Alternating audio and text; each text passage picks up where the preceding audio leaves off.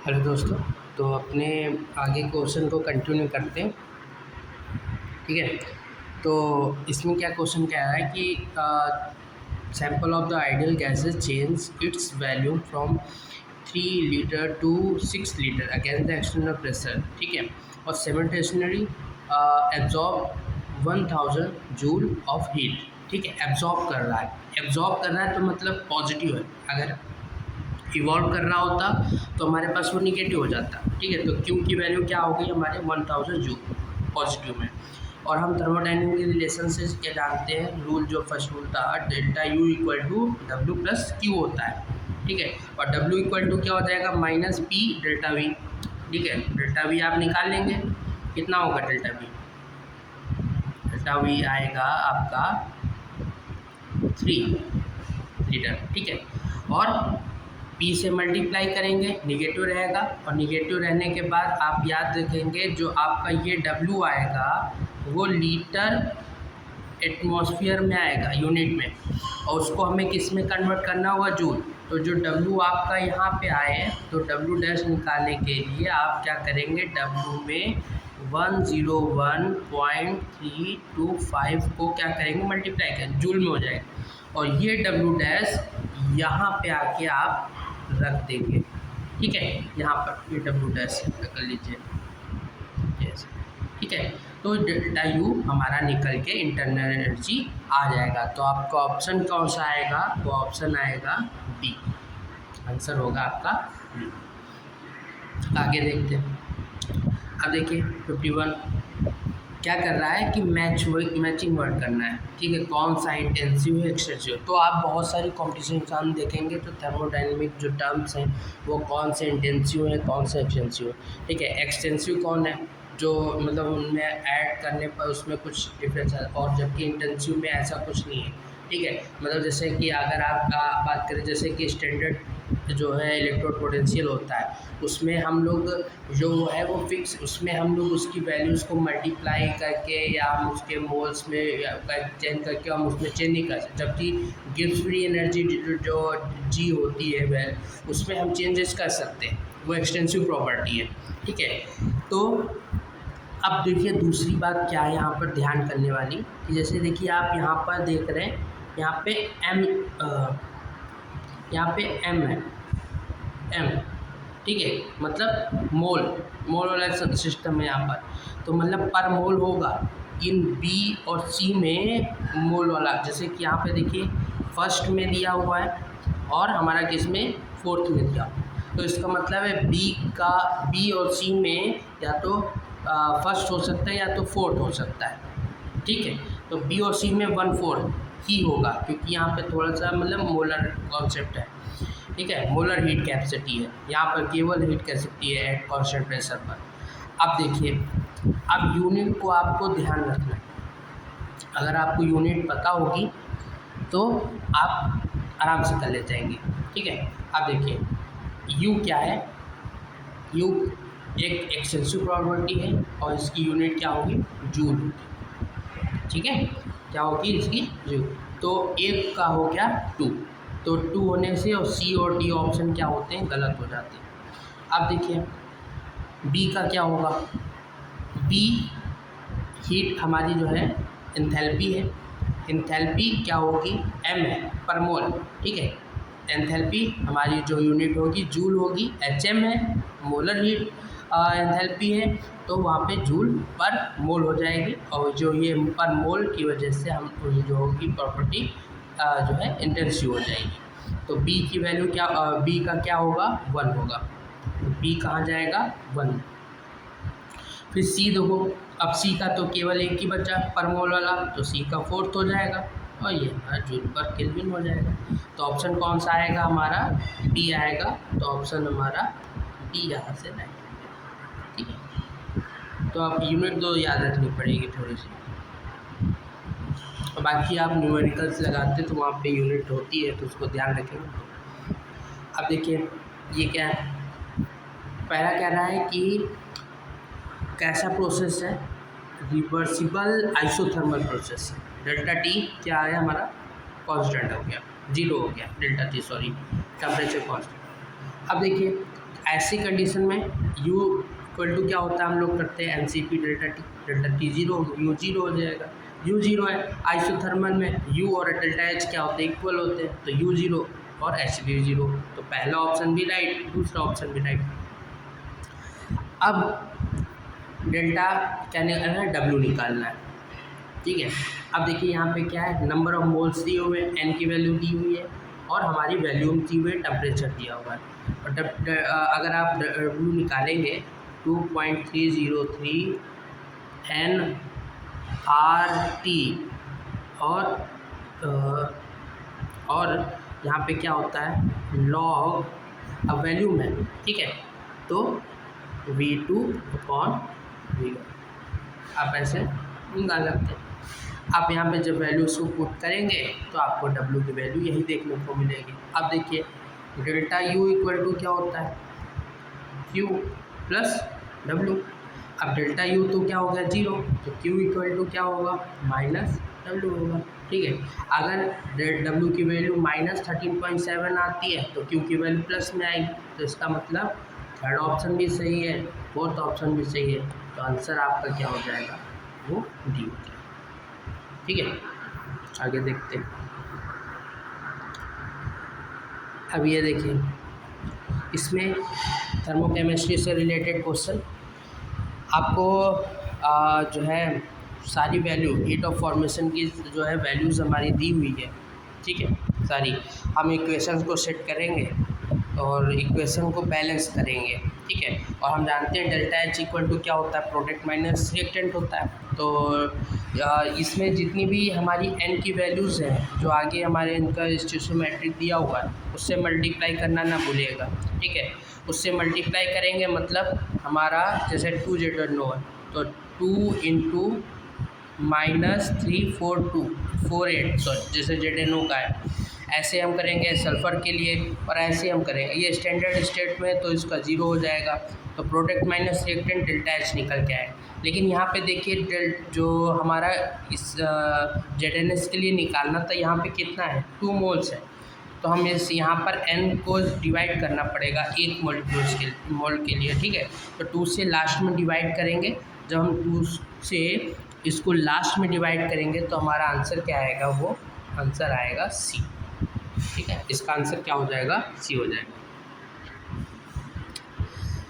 Next question, next क्या है, एक पोर्सलिन डिश में हम जो है expose to air at 20 degree Celsius 1.22 gram benzoic acid and burn release heat this heat and the enthalpy change and internal energy हमें निकालना है, मोलर मास दिया हुआ है, ठीक है। अब देखिए हीट रिलीज़ हो रही, रिलीज़ है तो हीट रिलीज़ है, इसका मतलब क्या है, यहाँ पर क्या ऐसा साइन आएगा, निगेटिव साइन आएगा, ये याद रखिएगा, ठीक है।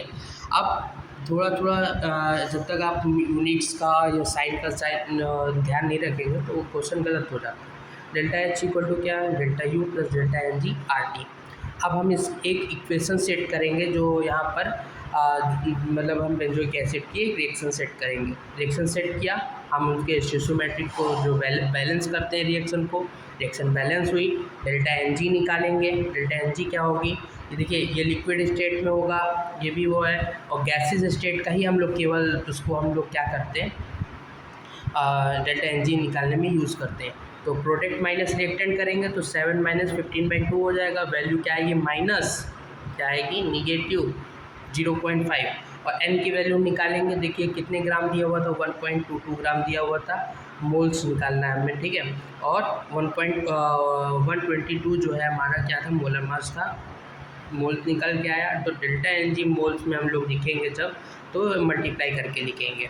अब कुछ नहीं करना, डेल्टा एच की वैल्यू हमें दी हुई है, माइनस डेल्टा एन जी डालना, आर की वैल्यू क्या है 8.3, अब वैल्यू वहाँ पुट करेंगे, और टी की वैल्यू कितनी है 27, तो टी हमारा क्या हो जाएगा 300 हो जाएगा, 273 हमें ऐड करना पड़ेगा केल्विन में चेंज करने के लिए। वैल्यूज़ को पुट करेंगे, तो वैल्यू पुट करने के बाद आपके पास डेल्टा एस तो सेम आ जाएगा, और 31688 करके हमारा आंसर आएगा जो इंटरनल एनर्जी। तो ऑप्शन हमारा आ जाएगा डी, राइट ऑप्शन। अब क्वेश्चन 55 की बात करते हैं। क्वेश्चन क्या कह रहा है?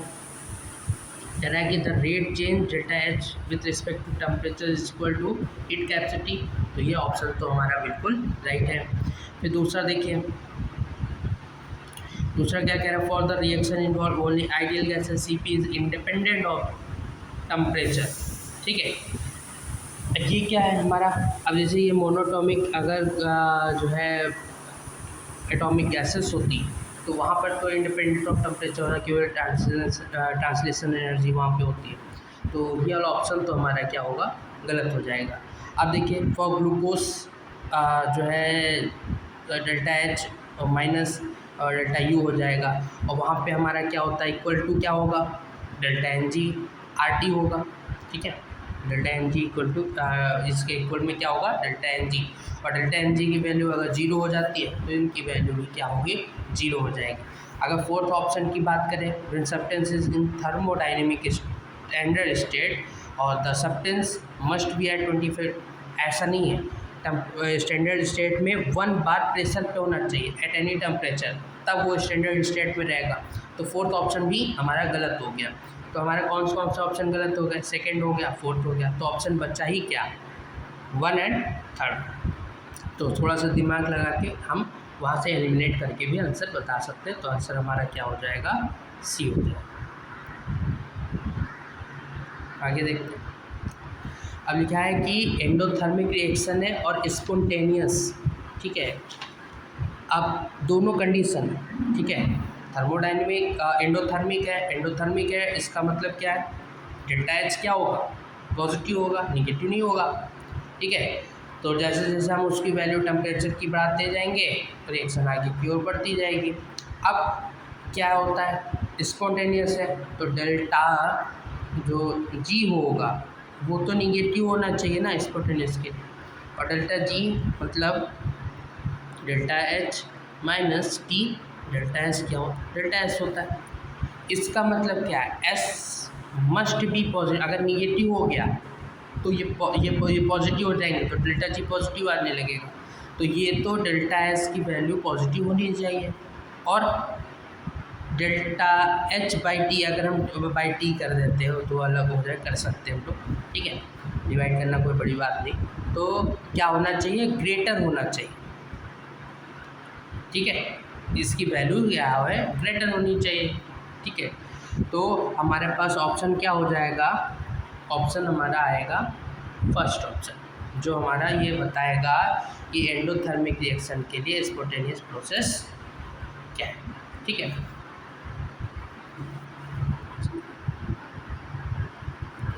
आगे देखते हैं।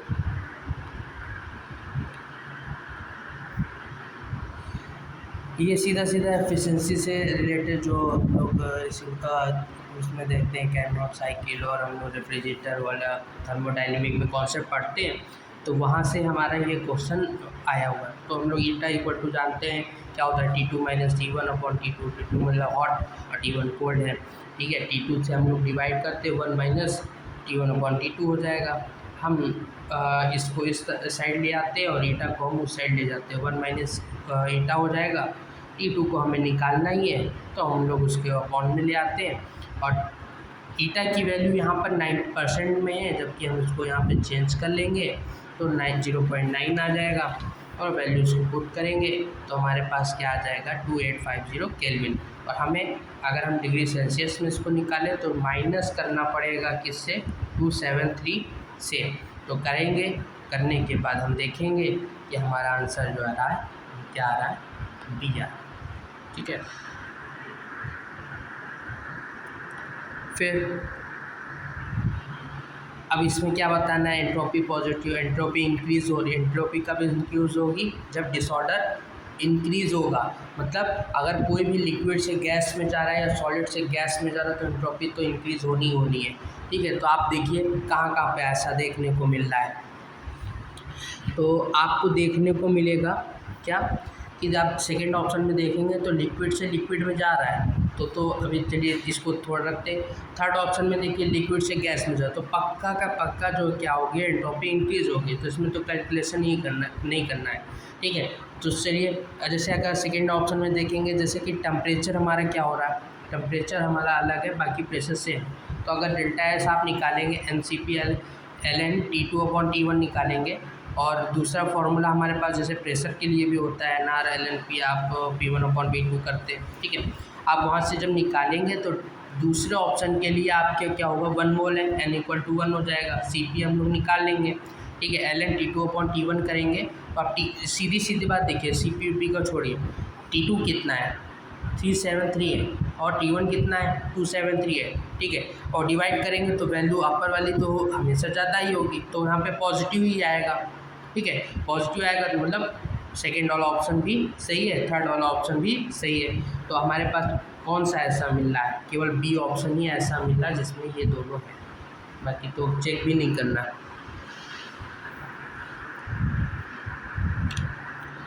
नेक्स्ट क्वेश्चन देखते हैं, क्या कह रहा है कि combustion of 2 mole of methane, ठीक है। आपको एंट्रोपी जो है रिएक्शन की दी हुई है, फॉर्मेशन ऑफ दिया हुआ है CH4 CO2 H2 दिया हुआ है, ठीक है। आपको पहले क्या करना है, सबसे पहले आपको एक रिएक्शन सेट करनी है, रिएक्शन को बैलेंस करना है, प्रोडक्ट निकालना है। अब देखिए क्या है, और याद रखिएगा स्टोइचोमेट्रिक जो नंबर है उनको मल्टीप्लाई करना ना भूलिएगा। तो प्रोडक्ट माइनस क्या हुआ, रिएक्टेंट किया, हम वहाँ से निकालेंगे डेल्टा H। अब देखिए क्या होता है, हमें क्या निकालना है, नॉन एक्सपेंशन वर्क निकालना है, तो इसका मीन्स डेल G निकालना है, ठीक है। Del G equal to delta H minus T delta S होता है। डेल्टा H की वैल्यू यहाँ से निकल आएगी, और S की वैल्यू दी हुई है, T की वैल्यू कितनी है 300 केल्विन, वहाँ रखेंगे। लेकिन आप याद रखिए वहाँ उसने बोला है 2 मोल के लिए, 1 मोल के लिए ही बोला है, 2 मोल के लिए बोला हुआ है, तो 2 से मल्टीप्लाई करना नहीं भूलेंगे। तो 2 से मल्टीप्लाई जब हम करेंगे तो आंसर हमारा आएगा बी, तो आप बी आंसर वहाँ पे राइट करेंगे। नेक्स्ट, अब यहाँ पे क्या है, स्पॉन्टेनियस प्रोसेस की बात कर रहे हैं। तो आप स्पॉन्टेनियस प्रोसेस कैसे कैसे हो सकता है, जैसे डेल्टा G निगेटिव होता है, फिर हमारा जो डेल्टा A है वो डी ए वो भी निगेटिव के टर्म में होगा, या 0 इक्वल ऐसा, ठीक है। तो आप वहाँ पे क्या कैसे कैसे जो है कौन सी वैल्यू स्पॉन्टेनियस को बताती है, तो जैसे एंट्रोपी है, if the system is isolated its entropy cannot decrease, ठीक है। आइसोलेटेड सिस्टम के लिए एंट्रोपी डिक्रीज नहीं होगी, सही बात है। If S is close system and fix no work, ठीक है। क्लोज सिस्टम है, वर्क कैसे होगा, क्योंकि डेल्टा भी चेंजेस जो है वो 0 के बराबर हो जाएगा, कांस्टेंट हो जाएगा, क्योंकि क्लोज सिस्टम है तो 0 हो जाए। यू कैन नॉट जो है, एंड जो है जब हम इसकी value S for close system और जो है डब्ल्यू भी हमारा हो जाएगा, तो इनके बीच जब थर्मोडायनेमिक रिलेशन देखेंगे तो यू जो है ये कैन नॉट इंक्रीज, ये भी बात सही है। और थर्ड ऑप्शन भी हमारा स्पॉन्टेनियस प्रोसेस को बता है, तो हमारा जो 61 का आंसर है वो क्या हो जाएगा, डी। 1 2 3 सारे ऑप्शन इसके सही हैं। अब देखिए 62,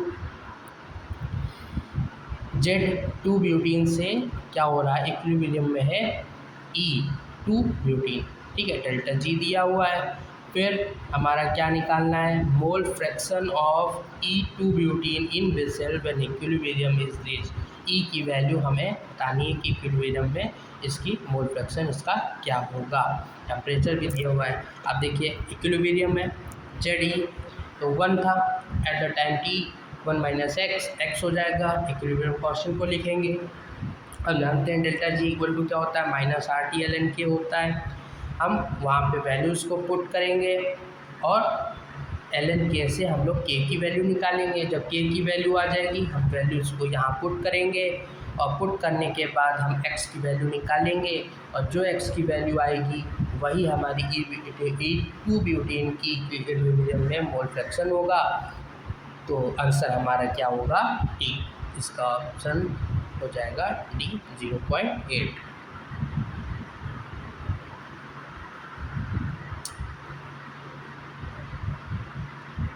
नेक्स्ट,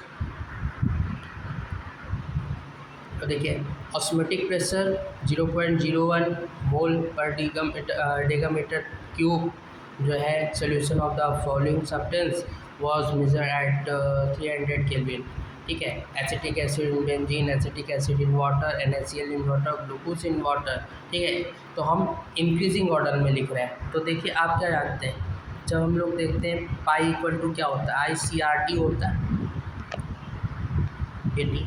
ठीक है, ICRT, आई क्या है, नंबर, जितने भी उसमें नंबर ऑफ मॉलिक्यूल जो है एटम या आयंस, नंबर ऑफ आयंस हैं उसके अंदर, तो उससे जैसे जैसे आयंस हम लोग इंक्रीज़ करते जाएंगे वैसे वैसे क्या होगा, ऑस्मोटिक प्रेशर हमारा इंक्रीज़ होता जाएगा, क्योंकि ये कॉलिगेटिव प्रॉपर्टी है। तो हमें उनको इंक्रीजिंग ऑर्डर में लगाना हुआ है। ठीक है, अब देखिए क्या होगा, acetic acid in benzene, acetic acid in benzene मतलब उसका डिसोसिएशन बहुत ही कम होगा। ठीक है, तो वहाँ पर जैसे लाइक डिजॉल्व लाइक वाला जो कॉन्सेप्ट आपने कभी सुना होगा, पढ़ा होगा, तो वहाँ पर एसिटिक एसिड इन बेंजीन जबकि अलग अलग ही है, मतलब इनमें ऐसा नहीं है दोनों में कोई तालमेल नहीं। तो जब तालमेल नहीं है तो उनका डिसोसिएशन कम होगा, डिसोसिएशन कम होगा, नंबर ऑफ आयंस मॉलिक्यूल्स कम होंगे।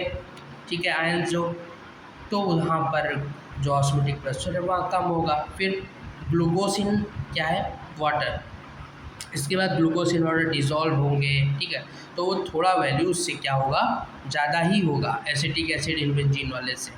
फिर क्या है, एसिटिक एसिड इन वाटर। ठीक है, एसिटिक एसिड वाटर थोड़ा सा जो है उसका जो, क्योंकि वाटर है, ठीक है, उसका डाइलेक्ट्रिक कांस्टेंट जो है की वजह से जो वहाँ पर एसिटिक एसिड डिसोसिएट होना स्टार्ट होंगे, तो आई की वैल्यू बढ़ेगी तो ऑस्मोटिक प्रेशर बढ़ेगा। अब सबसे ज़्यादा किसके लिए होगा, NaCl इन वाटर, सिंपल सी बात है, सबसे ज़्यादा आयंस वहाँ होंगे। तो थर्ड वाला तो हमारा सबसे हाईएस्ट हो जाएगा, फिर सेकेंड वाला आएगा। ठीक है, और फिर हमारा सबसे लास्ट में कौन होगा, फर्स्ट वाला एसिटिक एसिड इन बेंजीन, मतलब उसमें सबसे उसकी कम होगी। तो इंक्रीजिंग ऑर्डर में लिखना है, तो ऑप्शन हमारा क्या हो जाएगा, C राइट आंसर हो जाएगा। ठीक है, इसमें क्या करना है, 64 में सारी वैल्यूज़ हमारे यहाँ पे दी हुई है, बस बताना है कि ऑप्शन सही है कौन से सही नहीं है। अब देखिए टोटल प्रेशर है, टोटल प्रेशर क्या है, सोल्यूशन ऑफ 5.2 जो है इतना जो है 5.2 होगा कि नहीं होगा, तो हम लोग जानते हैं P इक्वल टू एक्स है, पी ए नॉट मतलब जो है ए का जो हमारा प्रेशर है, प्योर जो प्रेशर है ए का, और बी का एक्स जो क्या है मोल फ्रैक्शन है, मोल फ्रैक्शन क्या होंगे, एक्स जो होता है क्या होता है एन, जैसे कि एक्स है तो Na upon total number of molecule Na plus NB होता है। ठीक है, वहाँ से जब आप निकालेंगे तो 1/3 इसका 2/3 पुट करेंगे तो 5.2 आ जाएगा।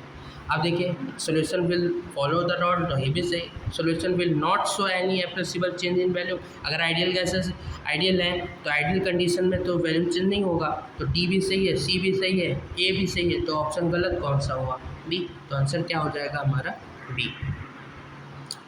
चलिए नेक्स्ट वीडियो में मिलते हैं।